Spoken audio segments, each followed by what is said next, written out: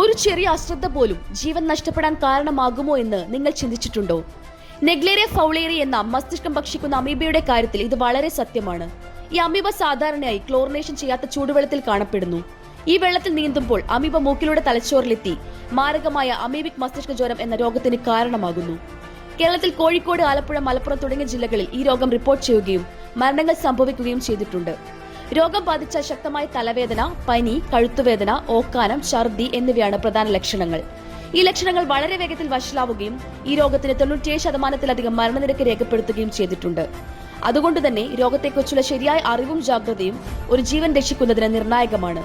രോഗനിർണയത്തിനായി CSF പരിശോധനയും PCR പോലുള്ള ആധുനിക പരിശോധനകളും ഉപയോഗിക്കാറുണ്ട്. മിൽറ്റെഫോസിൽ എന്ന മരുന്നാണ് ചികിത്സയ്ക്കായി നിലവിൽ ഉപയോഗിക്കുന്നത്. എങ്കിലും ഇത് പൂർണ്ണമായും ഫലപ്രദമല്ല. അതിനാൽ പ്രതിരോധമാണ് ഏറ്റവും പ്രധാനം.